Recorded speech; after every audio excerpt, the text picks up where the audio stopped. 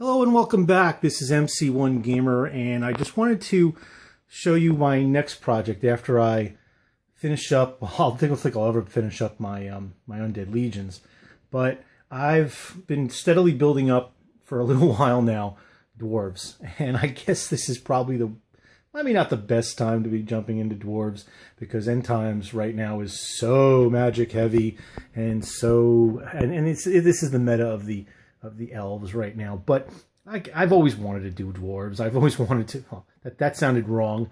I've always wanted to play the Dwarf army list, and I really I've always liked, everything runic and Viking and whatnot. And I got an opportunity recently, within the past few months, to get a couple of boxes of really, really cheap. And then I just started trading some stuff, some of the excess stuff that I've really overbuilt and overbought, with the vampire accounts, and especially since I started expanding it for undead, I got a lot of extra stuff. So, I'm just going to sweep around and show you some of the things I've got going on, and maybe some of the things I'm looking to do.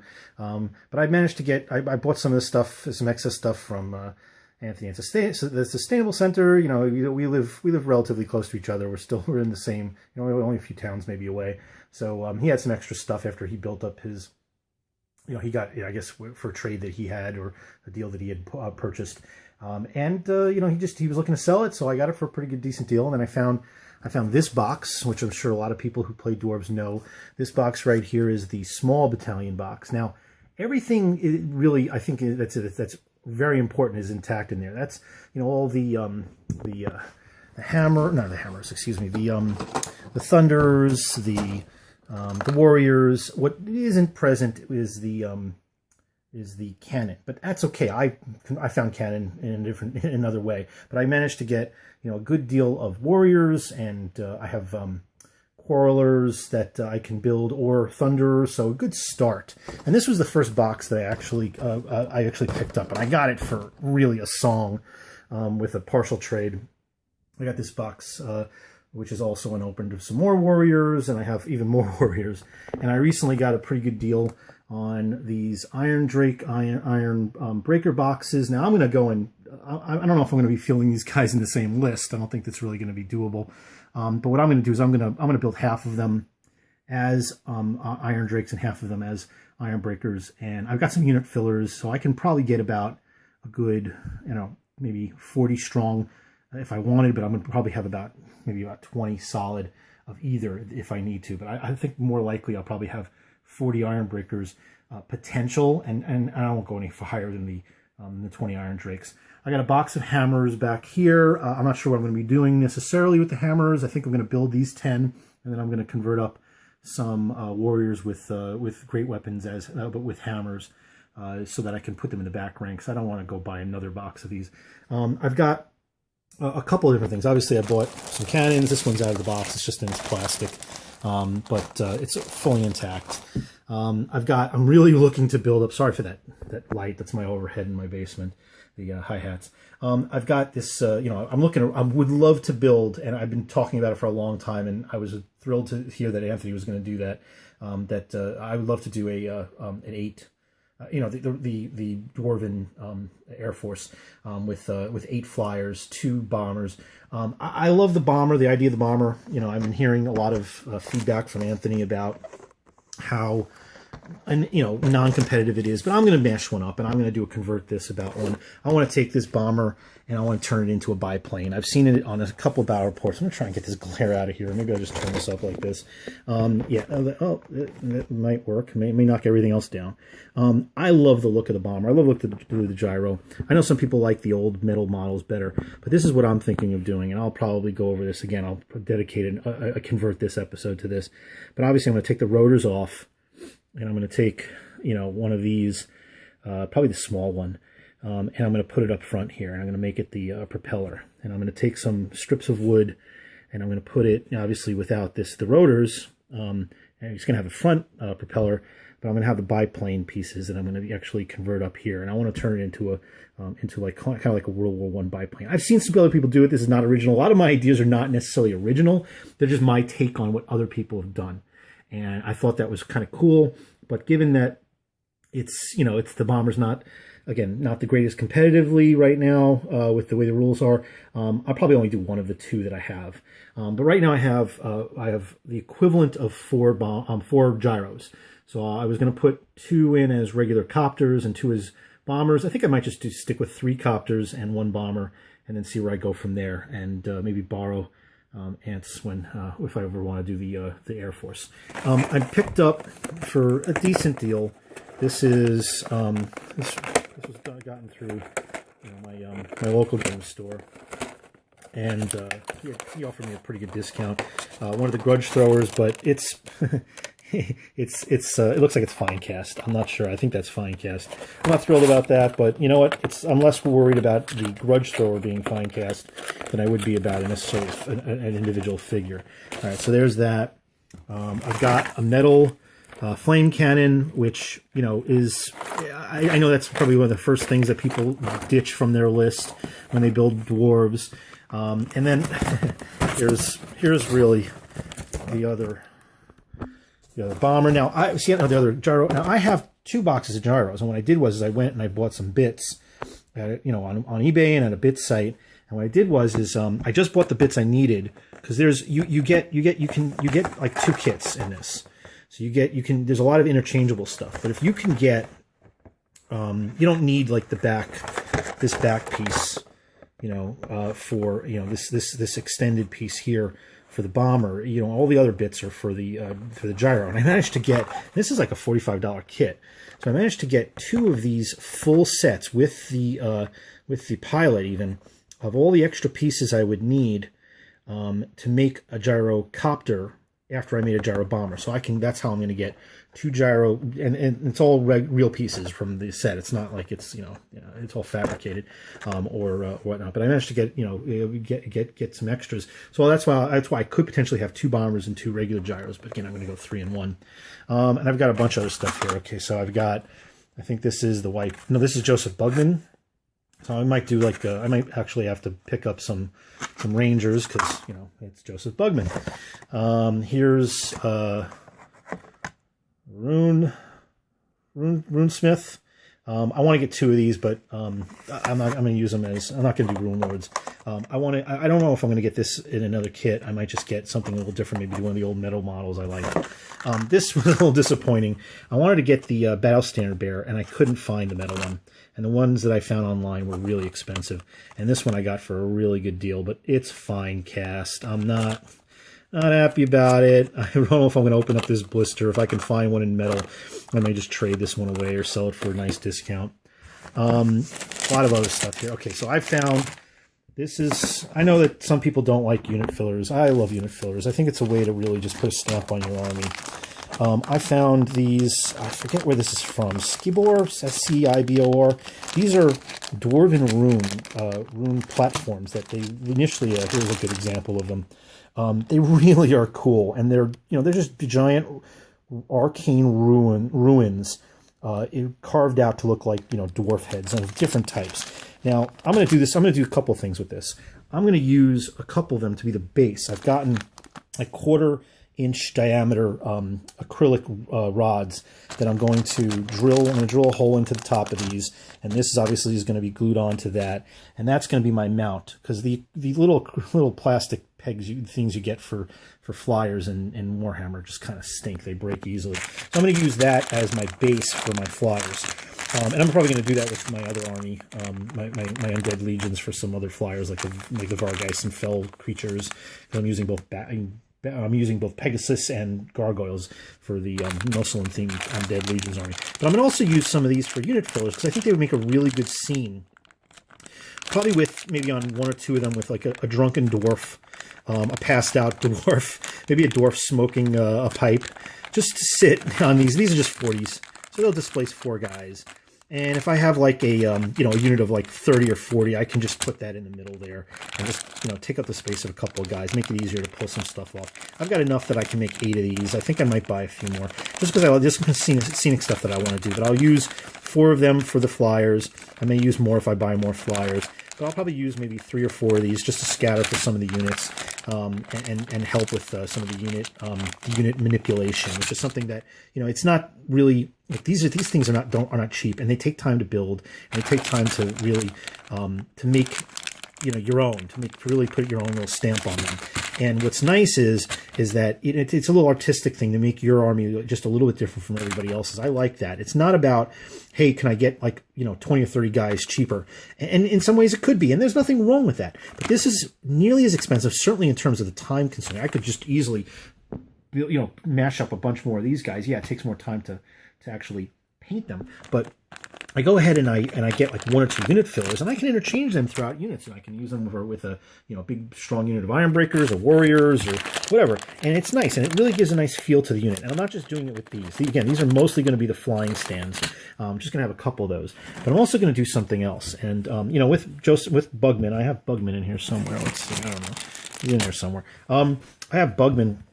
And what I want to do is, and this is one of the old flame cannons. I got 2 of these from the trade I had with Anthony, and that looks like a keg. That's just a big keg that's, instead of having beer in it, it has a big old flame cannon out there. That's, you know, a big old, you know, cannon top, and I'm going to use this. I'm going to do something with this.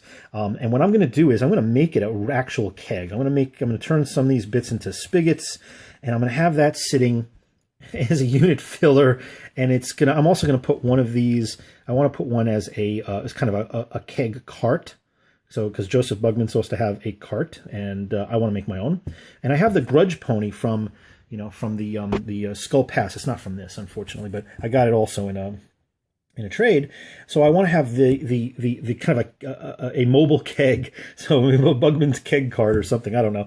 And I'll have that, I'll use this as the basis. I've got 2 of these, so I'm going to clean this up, and I've got 2 sets of wheels, so I'll cannibalize it. And I don't think that's going to be much of a problem. I think that'll actually work out nicely. Again, I got some bits. I got these Iron Breaker, Iron Drake bodies. And again, one of the things that's nice about having these, you know, these kits is that you can, you know, these multi, you know, kits, which is that you can make one of 2 different kits. You get all these extra bits, so you can find for a reasonable price the extra pieces. And I think I have here, like, this is like 10 of them. I could take the bits. If I make Iron Drakes from this unit, all the Iron Breaker bits that are left over, apart from the bodies, I can go, I just need to get the bodies, and you can get them for a good deal. I mean, it's $45 for this box. So even if you can get the bodies for like 20 bucks, you just save yourself a ton of money, and now you have 20 of them for much less than it would be if you bought 2 full boxes. 2 full boxes for this would be like, I don't know, 45 bucks retail each. That's 90. Here I bought 1, and I got it at a nice discount. So I bought that, and then I bought this, and I probably got it for maybe about a little bit more than half. So maybe the price of a full retail box and a little bit more, I got 2. And that's just, you know, I know that it's probably nothing new, but if you're looking to try and economize, find the multi kit, the kits that make 2 different types of guys, and see if you can find the bodies. They usually go for a premium on like eBay or whatnot, but you could still get them for a decent price that makes it cost effective. So I have a whole slew of more of these, you know, warriors. I think this is all warriors, both great weapon and, you know, weapon and shield. Here's a bunch of quarrelers, so I'm easily going to have enough for a couple of major gun line. I got 4 bags of these. These are just the hammer tips for the hammers. And, you know, again, you could just, this is nothing new. I learned this when I was just looking to, I mean, I do a lot of research, as you can probably tell, before I put any dollars down into any of this stuff. But, you know, you can be very economical and this is what a lot of the dwarf players have mentioned, is that you could just put these on top of the great weapon warriors, and yeah, they won't look exactly the same with the exact same, you know, body, but they'll look just fine. They're nearly identical, and then you just, you know, instead of the axes, you'll have hammers. I got 4 packs of these, so I literally can make, I think, 50 hammers, which I'm not going to do. I mean, I'm going to have, I think this box is going to be dedicated to the long beards. I want to have shield beards, so they're going to be long beards with weapon and shield, and then I'll have, you know, some swap outs for hammers if I choose to use the hammers. I'm kind of partial to the long beards with the shield. I've got you know, there's so many extra crew that I have. I have enough crew for, I think, about 10 war machines, and I found this for just just literally a song. And this is, when you get this kit, again, you can make either the cannon or the organ gun. So I get the cannon and I get extra pieces for the organ gun. So if I can get like the crew and just a couple of pieces like the chassis, this chassis piece is what's really the big thing on that. And then you get basically 2 war machines for almost the price of one, maybe a little bit more. And you can see I've got, like, again, tons. I'm going to probably use this kind of guy for, you know, for my my engineer, which, you know, he just looks like an engineer. And I'll use a different guy for the crew. So I've got a bunch of other stuff on sprue. I've got my, I wanted to get a second one of these. This is the Lord on Shield Bearers, the metal one. And I'll probably make a second one. I have another one that I'm looking to make. Here's one of my engineers. I like, he has the pew pew. He's got the 2, you know, the guns. He's sporting, you know, 2 guns. This guy over here, he's one of the lords. He's just kind of chill, leaning on. I want to see if I can focus here. He's just kind of chill, leaning on his axe. I'm gonna magnetize this guy so that I can use him on a regular base, and then I'm gonna make my own shield bearers. It's not hard to do. So I can actually, if I do need to, with the 50% roll, at times, I might have 2 of these guys. I don't know if that's competitive or if it's practical. I just want to have the option. I mean, if you've seen my videos, you know I'm crazy about magnetizing. I'm crazy about the whole idea of interchangeability and, you know, just the options. I love being able to do, you know, just, you know, you don't need a dedicated model necessarily for everything, but it's nice to just plop this off and put it on a bunch of guys that are standing off to the side and use the same guy because I just like the way he looks for as an individual lord. So here's the other flame cannons. So I don't need 3 flame cannons.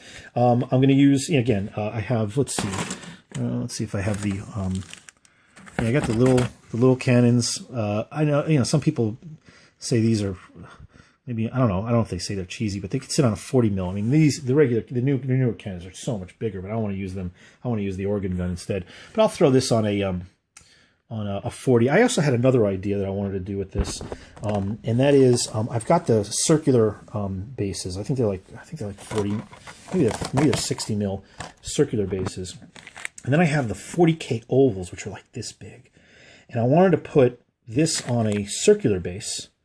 You know, I don't know if I want to just stick this on just a regular 40 millimeter. And then the oval base will be like this, and this will be on the front, and I can have the entrenchment piece raised up in the front of the oval, or maybe on the side of the oval. And, you know, this can just turn. I can have it either the long way or on the front of the tip. So maybe I'll do it this way because it'll be easier to mount it. It might take up a little more real estate on the board. I'm not sure. It's just an idea. But that way I can actually mount as, you know, just I could put the crew in, you know, in recessed slots and remove them as casualties as needed. But then I can actually field the crew. And I know that in the competitive sense at some tournaments people don't even bring the crew. And I think that I don't really like that. I like the idea of bringing the crew. I did that recently myself where I didn't even bring the crew for my skull chuckers. I had some old school skull chuckers for my undead legions, and it just felt wrong. I mean, I like the idea of having the crew in there, and I know that there's no base for these, but it kind of just feels a little dirty to me. So I might do that. Let's see what else I got in here. Again, tons of these crewmen. Let's see. So yeah, without having to go into making a whole additional production out of this, here's some miners. I want to have. You know, I want to get at least a unit. I mean, I think I have about 15 miners. I'll probably get another 10, and then, you know, maybe do a unit filler with the miners. What I was thinking of doing is do like a do the drill as like a section of like 40 mil, or maybe a 40 by 60. I have those little slots that I've been using for my zombies, and then I'll just I'll put, yeah, here's the pony. There we go. There's the pony. So. The pony would be pulling, I think it works well, the pony would be pulling the cart. It has a keg in it. I think it's pretty proportional. I don't know if I'll have it vertically or horizontally being pulled by the pony, but I think that'll work. You know, I'll have an extra one of these. Maybe I'll sell one. I don't know. I don't think people are really buying them, especially the old ones. I think the new ones look just so much cooler. So I have one grudge thrower. I have 2 organ guns. I have 2 cannons, and well, yes, I have two cannons, one grudge thrower. I have 3 flame cannons, which I don't think I'm gonna. I mean, I have 2 of them I'm gonna use, so that'll work. So I have a good amount of. I have 6 war machines, or 5 that I'll probably be keeping, but well, yeah, 6. Well, now that I think about it, 1, let's see, 2, 3, 4, 5, and then oh yes, and then the fine cast grudge thrower. So that's 6. So I got 6 war machines. I think that's enough. And I've got enough for probably, I don't know, maybe 60 warriors at least. Enough for a huge gun line. I probably have about 40 thunderers. I need a few more of these miners, and I'll probably build up a bunch of rangers. And then, you know, 3 gyrocopters and a gyro bomber. And I could always substitute 1 gyro bomber if I ever want to just be a copter at some point. So this is my project for probably 2015. I don't know when I'll get started on it, but, you know, by that time I actually get started, maybe there'll be a whole new book, a whole new rule set, and maybe new units, and end times will probably, looking into 9th, change the landscape of what these armies are all about, which may suck, but may be a good idea to hold off, since I'm sinking so much time into my undead legions, which could be completely different at 9th as well. So this is something to look forward to. Something down the road. I just want to give you a picture of my continued insanity, building up a stockpile of stuff that I'm going to play at some point over the course of the next year. And, you know, I'm going to do some converting with this. I probably won't do as unique stuff as I've done, try to do with Undead Legions, which I've really tried to make my own, you know, with a Mouseland theme, which again is nothing completely original, but you know what? It's my take on it. And I get it just took a long time, and it's still taking a long time, and it will take a long time into the future before I ever complete that army. But that's the fun of it. You know, that's part of the hobby. You shouldn't be racing. It's the journey, not the destination. So this is something that I probably won't go as crazy with, in terms of, you know, I'll put my stamp on some of this stuff, like with the runes and the mount and some of the interchangeability and this stuff, and that's probably about it. So what I'll probably look to do is try to get some color schemes. And I see some of the color schemes in some of these. I'm looking for some veteran dwarf players to tell me a little bit more about, you know, the fluff. I have the book, but, you know, I haven't really read through it deeply yet. But before I go ahead and plan a lot of this stuff out, I'd love to get an idea about, you know, maybe some of the colorations of what people do to make, you know, I see a lot of greens. I see a lot of greens in pictures, and they look pretty good. I don't know if I want to do green and red as colors for these bombers. I'm thinking of something that looks like, you know, when you have these airships, airships, you know, jet fighters and prop propellers, you know, traditionally what they do is they try to have like a grayish or bluish underside, so that when you're looking up from the ground, it's harder to notice them. Obviously, this is not as common. They still use the color schemes typically with modern jets, but when it was, you know, World War II, they would, you know, it would be harder to spot them from the ground, and then from the top, you know, they would have a different color scheme that would kind of mimic the landscape. So it could be like a greenish color or a brownish color, or something that would just try to blend in.